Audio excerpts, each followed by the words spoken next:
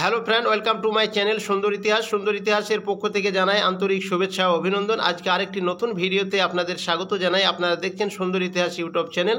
তো WBSLST new recruitment 2025, এই 2025 সালেই কিন্তু নতুন করে এক্সাম SLST নবম দশম একাদশ দ্বাদশ এবং আপার প্রাইমারি পর্যন্ত এক্সাম কিন্তু হওয়ার সম্ভাবনা প্রবল।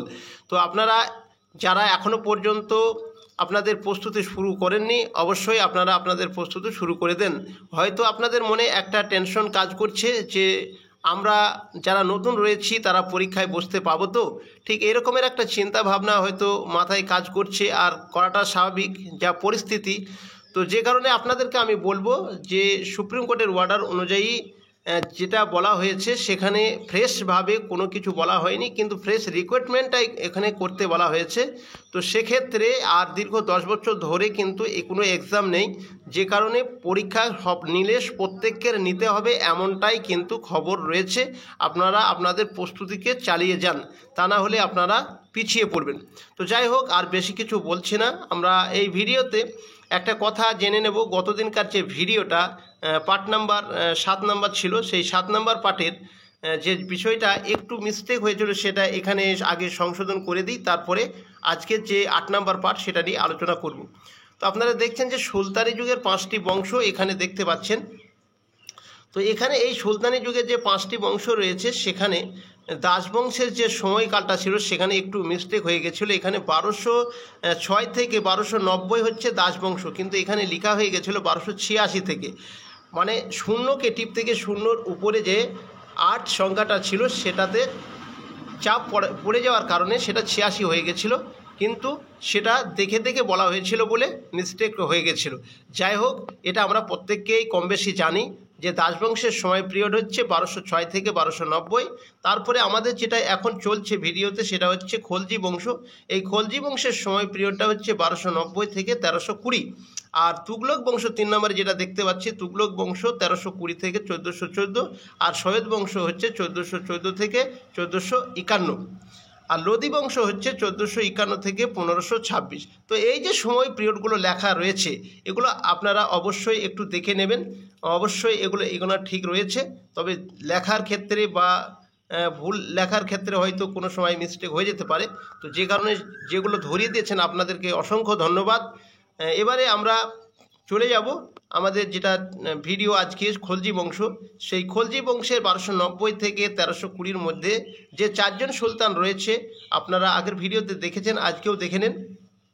যে জালালউদ্দিন ফিরোজ খলজি 1290 থেকে 1296। তো এই সময়কালটা ছিল জালালউদ্দিন ফিরোজ খলজির।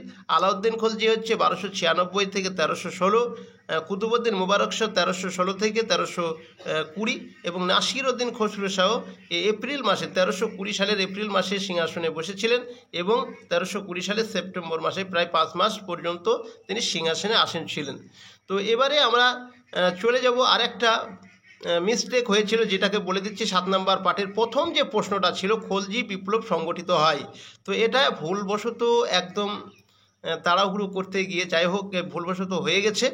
তো এটি খুব একটা সময়ের জন্য অভাব হওয়ার কারণে আমার এই ভুলটা হয়েছিল।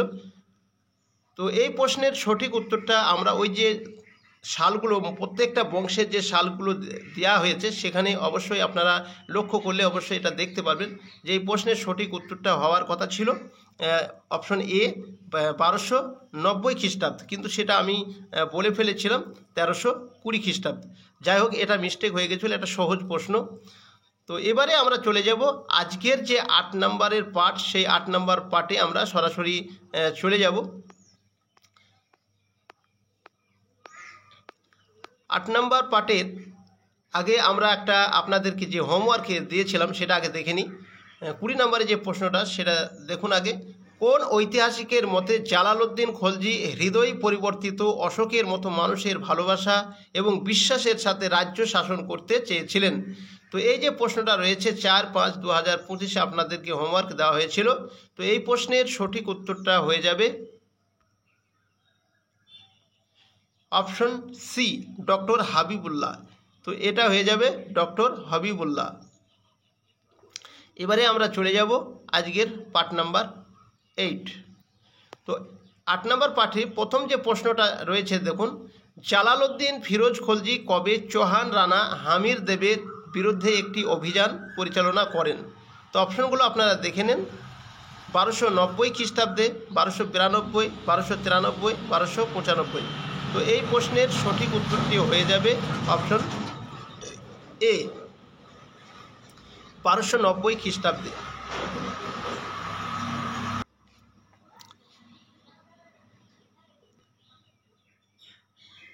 তো আপনারা এই যে প্রশ্নটা দেখতে পাচ্ছেন, 1290 খ্রিস্টাব্দে জালালউদ্দিন ফিরোজ খলজি চৌহান রানা হামির দেবের বিরুদ্ধে যখন অভিযান পরিচালনা করেছিলেন, সেখানে কিন্তু তিনি সফলতা অর্জন করতে পারেননি। তিনি কিন্তু সেখানে ব্যর্থ হয়ে ফিরে এসেছিলেন। কিন্তু একটা জিনিস আমরা সেখানে লক্ষ্য করি, তারপরে 1292 খ্রিস্টাব্দে তিনি মান্দা শাহ জয় করেছিলেন, এটা আমরা জানতে পারি। এবারে আমরা 2 নম্বর প্রশ্ন দেখে নেব। সিকন্দরি সানি দ্বিতীয় আলেকজান্ডার উপাধি কে গ্রহণ করেন? খুব গুরুত্বপূর্ণ একটা প্রশ্ন, বারবার এক্সামে আসতে দেখা যায়। তো এই প্রশ্নের সঠিক উত্তরটি হয়ে যাবে অপশন সি, আলাউদ্দিন খলজি। 3 নম্বরের প্রশ্ন, ভারতের তোতা পাখি নামে পরিচিত। খুব গুরুত্বপূর্ণ প্রশ্ন, বারবার এক্সামে এই ধরনের প্রশ্নগুলো আসতে দেখা যায়। এগুলো কিন্তু একটু সহজ প্রশ্ন, যেহেতু আমাদের বারবার আমাদের চোখের সামনে ভেসে আসে আর এগুলো এক্সামে আসতে দেখা যায়, সেজন্য এই ধরনের প্রশ্নও কিন্তু আমাদের এই প্রশ্নগুলোতে আসে। সব প্রশ্ন তো আর কঠিন আসে না, কিছু কোশ্চেন থাকে। যেমন মাদ্রাসা বোর্ডের আমরা দেখেছিলাম, সেখানে 90টা প্রশ্নের মধ্যে 30টা প্রশ্ন ছিল একটু ডিপ থেকে, আর বাকি 60টা যে প্রশ্ন ছিল সেগুলো একদম জলের মতো সহজ। তো যাই হোক, এই ধরনের প্রশ্ন কিন্তু পরীক্ষায় আসবে। তো এগুলো আমাদেরকে দেখতে হবে, তা না হলে অনেক দিন থেকে চর্চার অভাবে দেখা যাচ্ছে সহজ প্রশ্নগুলোই ভুল হয়ে যাচ্ছে। যাই হোক, এই প্রশ্নের সঠিক উত্তরটি হয়ে যাবে অপশন সি, আমির খসরু। হিন্দুস্তানের তোতা পাখি বা ভারতের তোতা পাখি নামে তিনি পরিচিত। এবারে আমরা চলে আসবো 4 নম্বরের প্রশ্ন, সুফি সাধক সিদি মৌলাকে কে হত্যা করেন? তো এই প্রশ্নের সঠিক উত্তরটি আপনারা আগে জেনেছেন, আজকেও জেনে নেন। এই প্রশ্নের সঠিক উত্তরটি হয়ে যাবে অপশন এ, জালালউদ্দিন খলজি।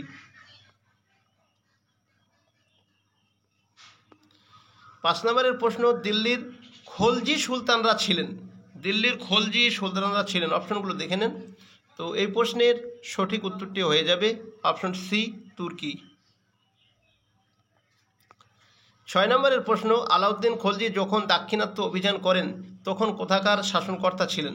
তাহলে আলাউদ্দিন খলজি যখন দাক্ষিণাত্য অভিযান করেন তখন তিনি কোথাকার শাসনকর্তা ছিলেন? খুব গুরুত্বপূর্ণ প্রশ্ন, অপশনগুলো দেখে নেন। মালব, কারা, মানিকপুর, কারা ও মানিকপুর। তো এই প্রশ্নের সঠিক উত্তরটি হয়ে যাবে অপশন ডি, কারা ও মানিকপুর। 7 নম্বরের প্রশ্ন, জালালউদ্দিন ফিরোজ খলজির দ্বিতীয় সামরিক অভিযান ছিল। তো এই প্রশ্নের সঠিক উত্তরটি হয়ে যাবে অপশন বি, দেবগিরি। তবে এখানে মনে রাখতে হবে যে জালালউদ্দিন খলজি এই দেবগিরি কিন্তু সরাসরি তিনি অভিযান করেননি, তার ভ্রাতুষ্পুত্র অর্থাৎ তার নিজের জামাই আলাউদ্দিন খলজি এই দায়িত্ব কিন্তু নিয়েছিলেন। আমরা প্রত্যেকেই জানি যে দেবগিরি, সেখানে জালালউদ্দিন খলজি তার অভিযান চালানোর আগেই তার যে জামাতা আলাউদ্দিন খলজি তিনি এই দেবগিরি আক্রমণ করেছিলেন। 8 নম্বরের প্রশ্ন, আলাউদ্দিন খলজির প্রকৃত নাম কী ছিল? খুব গুরুত্বপূর্ণ প্রশ্ন, আলাউদ্দিন খলজির প্রকৃত নাম কী ছিল? তো এই প্রশ্নের সঠিক উত্তরটি হয়ে যাবে option A, Ali Guru Shah.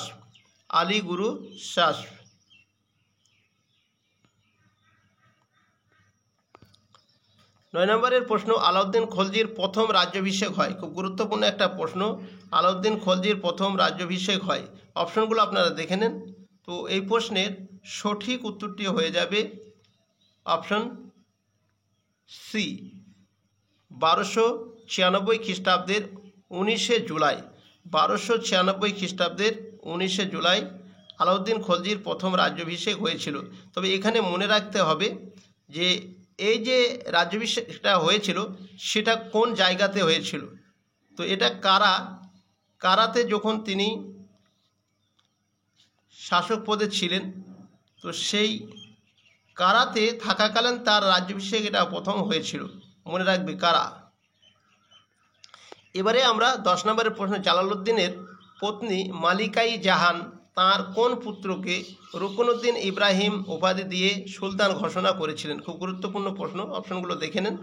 Option এতে খানি খানান, বিতে আরকলি খান, সিতে কাদার খান, ডিতে আলী গুরুশাস। তো এই প্রশ্নের সঠিক উত্তরটি হয়ে যাবে অপশন সি, কাদার খান। তো কাদার খান ছিল আলাউদ্দিন খলজির তৃতীয় পুত্র, অর্থাৎ মালিকাই জাহানের তৃতীয় পুত্র কাদার খান। তিনি এই কাদার খানকে রুকনুদ্দিন ইব্রাহিম উপাধি দিয়ে সুলতান ঘোষণা করেছিলেন। 11 নম্বরের প্রশ্ন, আলাউদ্দিন খলজির দ্বিতীয়বার রাজ্যাভিষেক হয়। তাহলে আপনারা দেখতে পাচ্ছেন যে দিল্লির এমন একজন সুলতান যার রাজ্যাভিষেক দুবার হয়েছে পরপর, আমরা দেখতে পাচ্ছি। অপশনগুলো দেখে নেন। তো এই প্রশ্নের সঠিক উত্তরটি হয়ে যাবে অপশন এ, 1296 খ্রিস্টাব্দে 3 অক্টোবর। তবে আপনাদেরকে এখানে একটা প্রশ্ন থাকবে, 1296 খ্রিস্টাব্দে 3 অক্টোবর আলাউদ্দিন খলজির যে দ্বিতীয় রাজ্যাভিষেক হয়েছিল সেটি কোথায় হয়েছিল, কোন জায়গায় হয়েছিল, সেটা আপনাদের কাছে আমার একটা প্রশ্ন থাকলো। অবশ্যই সেটা কমেন্ট করে আপনারা জানাতে পারেন। এবারে আমরা চলে যাব 12 নম্বরের প্রশ্ন, দিল্লির কোন সুলতান তার মুদ্রাতে নিজেকে ইয়াসিন উল খিলাফত বা খলিফার সহকারী বলে উল্লেখ করেন? তো এই প্রশ্নের সঠিক উত্তরটি হয়ে যাবে অপশন বি, আলাউদ্দিন খলজি। 13 নম্বরের প্রশ্ন, আলাউদ্দিন খলজি দিল্লি দখল করেন যে অঞ্চলের সম্পদ লুণ্ঠনের পর। তো আলাউদ্দিন খলজি দিল্লি দখল করেছিলেন কোন অঞ্চলের সম্পদ লুণ্ঠন করার পর? তো এই প্রশ্নের সঠিক উত্তরটি হয়ে যাবে অপশন এ, দেবগিরি। 14 নম্বরের প্রশ্ন, কার রাজত্বকালে দাক্ষিণাত্যে প্রথম মুসলিম আক্রমণ ঘটেছিল? খুব গুরুত্বপূর্ণ প্রশ্ন। অপশনগুলো দেখে নেন। তো এই প্রশ্নের সঠিক উত্তরটি হয়ে যাবে অপশন সি, জালালউদ্দিন ফিরোজ খলজি। জালালউদ্দিন ফিরোজ খলজি। 15 নম্বরের প্রশ্ন, আলাউদ্দিন খলজির কোন সেনাপতিকে রাষ্ট্রম of the age and the hero of the time বলে অভিহিত করা হয়? খুব গুরুত্বপূর্ণ একটা প্রশ্ন। তো এই প্রশ্নের সঠিক উত্তরটি হয়ে যাবে অপশন ডি, জাফর খাঁ। 16 নম্বরের প্রশ্ন, আলাউদ্দিন খলজি 1296 খ্রিস্টাব্দে কোন মঙ্গল নেতার বিরুদ্ধে আক্রমণ করেছিলেন? খুব গুরুত্বপূর্ণ প্রশ্ন। আপনারা দেখে নেন অপশনগুলো। 1296 খ্রিস্টাব্দে কোন মঙ্গল নেতার বিরুদ্ধে আক্রমণ করেছিলেন? তো এই প্রশ্নের সঠিক উত্তরটি হয়ে যাবে অপশন এ, কাদার খাঁ। অবশ্যই আপনারা জানেন এই কাদার খাঁ মঙ্গল নেতা, আর এর বিরুদ্ধে কিন্তু আলাউদ্দিন খলজি তার সেনাপতি জাফর খানকে পাঠিয়েছিলেন এবং মঙ্গলদেরকে পরাজিত করেছিলেন। 17 নম্বরের প্রশ্ন, আলাউদ্দিন খলজি তার কোন সেনাপতিকে উত্তর পশ্চিম সীমান্তের ভার দিয়েছিলেন, মানে দায়িত্ব দিয়েছিলেন? অপশনগুলো দেখে নেন। তো এই প্রশ্নের সঠিক উত্তরটি হয়ে যাবে অপশন বি, গাজী মালিক। তো গাজী মালিককে তিনি উত্তর পশ্চিম সীমান্তের ভার দিয়েছিলেন এবং তিনি সেখানে বিভিন্ন পুরানো দুর্গের সংস্কার করেছিলেন, এটা আমরা জানতে পারি। 18 নম্বরের প্রশ্ন, 1297 খ্রিস্টাব্দে আলাউদ্দিন খলজি যখন গুজরাট রাজ্য আক্রমণ করেন তখন সেখানকার রাজা কে ছিলেন? খুব গুরুত্বপূর্ণ একটা প্রশ্ন। অপশনগুলো দেখে নেন। তো এই প্রশ্নের সঠিক উত্তরটি হয়ে যাবে অপশন এ, কর্ণদেব। আপনারা প্রত্যেককেই জানেন যে 1297 খ্রিস্টাব্দে যখন আলাউদ্দিন খলজি গুজরাট রাজ্য আক্রমণ করার জন্য গিয়েছিলেন, সেখানে দুজন তার সেনাপতি পাঠিয়েছিলেন। অবশ্যই আপনারা প্রত্যেকেই জানেন যে নুসরত খাঁ ও উলুগ খাঁ। এই নুসরত খাঁ এবং উলুগ খাঁকে সেখানে সেনাপতি হিসাবে পাঠানো হয়েছিল। সেখানে গুজরাটের রাজা ছিল কর্ণদেব, আপনারা জানতে পাচ্ছেন। তো এখানে রাজধানী, গুজরাটের তখন যে রাজধানী ছিল সেটা হচ্ছে আনহিলওয়ারা। তো সেখানে সম মন্দির তিনি সেখানে লুণ্ঠন করা হয়েছিল তখন। আর তাছাড়া আরেকটা কথা আমরা এখানে জানতে পারি, এই অভিযানে খলজি কর্ণদেবের কি করেছিল? আলাউদ্দিন খলজি না কর্ণদেবের যে পত্নী কমলা দেবী, সেই কমলা দেবীকে বিয়ে করেন এবং সেখানে মালিক কাফুরকে দাস হিসাবে দিল্লিতে সেখান থেকে আনা হয়েছিল, এটা অবশ্যই মনে রাখবেন। এবারে 19 নম্বরের প্রশ্ন, আলাউদ্দিন খলজির কোন সেনাপতি রণথম্বর রাজ্য আক্রমণের সময় নিহত হন?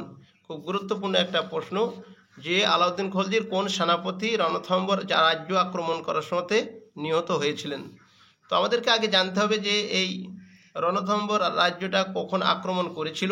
সেটা হচ্ছে মোটামুটি 1299 থেকে 1301 সালের মধ্যে কিন্তু এটা সময়কালটা দেওয়া হয়। আর রণথম্বরের সেই সময় রাজা ছিল হামির দেব, আমরা জানি। তো সেই হামির দেবের বিরুদ্ধে যখন অভিযান পাঠানো হয়েছিল, সেখানে সেনাপতি ছিল নুসরত খাঁ, উলুগ খাঁ এবং আলাউদ্দিন খলজি, তিনজন মিলে এখানে আমরা দেখতে পাই। তো এই যে অভিযান, এই অভিযানে যিনি নিহত হয়েছিলেন তিনি হচ্ছেন Nusrat Khan. Option D is the correct answer.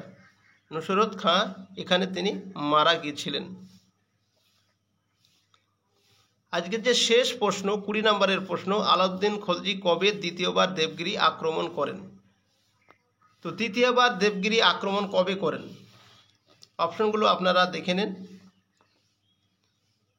তো এই প্রশ্নটা আপনাদের জন্য হোমওয়ার্কে রাখলাম।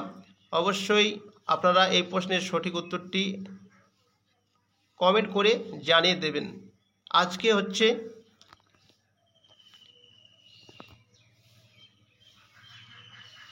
8 তারিখ। আজকে হচ্ছে 8 তারিখ, 8/5/2025। তো এই সময় পিরিয়ডে আপনাদেরকে এটি আপনাদের জন্য হোমওয়ার্ক রেখে দেওয়া হলো। অবশ্যই এর কমেন্ট করে সঠিক উত্তরটি জানানোর চেষ্টা করবেন। তো এই ছিল আজকের ভিডিও। ভিডিওটা যদি ভালো লেগে থাকে অবশ্যই লাইক করবে এবং বন্ধুদের মাঝে বেশি বেশি শেয়ার করে দেবেন। ততক্ষণে ভালো থাকুন, সুস্থ থাকুন। দেখা হচ্ছে অন্য কোনো একটি নতুন ভিডিওতে। Thank you for watching.